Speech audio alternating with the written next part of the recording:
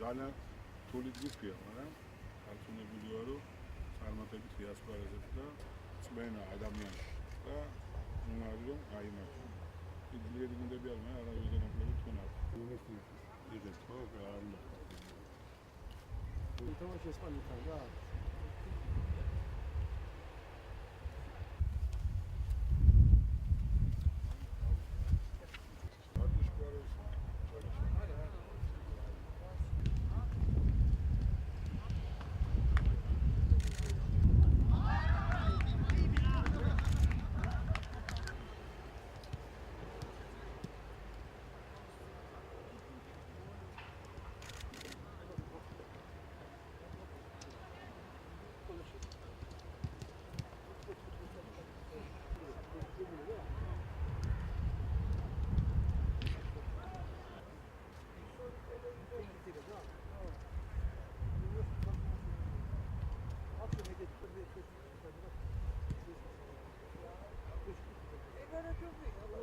Სასახარო ჯგუფი არის ესეთი რთული.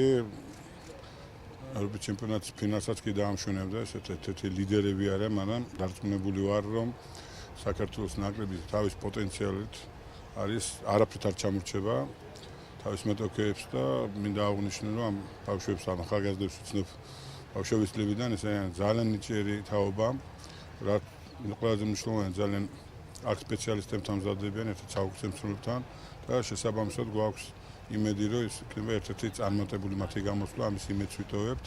იმედი არის ფეხბურთის გულშემატკივრები გაიხარებენ მათი თამაშით, ლამაზი სანახაობრივი თამაშით. განწყობა აქვს საბრძოლო, ეს არის ძალიან მნიშვნელოვანი, არის შეკრული გუნდი, დიდი ხანი ერთად თამაშობენ, ამიტომ არ უნდა გაუჭირდეთ სახელო მეტოქეებთან და მოწინააღმდეგესთან თამაში. და ეს არის ჩვენი ქართული ფეხბურთის ყვალმდილი დღე, უნდა აღვნიშნოთ.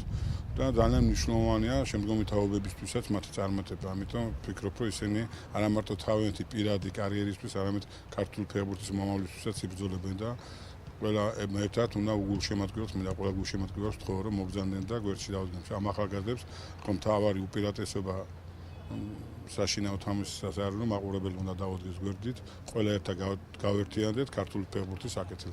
დანიშნულოვანია ფაქტიურად პირველ თამაშს თუ ვერ მოიგებ 90% ვეღარ გადიხარ შემდეგ ეტაპზე და ძალიან კარგად ვართ მომზადებული, გუნდში კარგი განწყობაა და დიდი იმედი გვაქვს ყველას, რომ ჩვენი ქართველი ხალხის წინაშე გავიმარჯვოთ.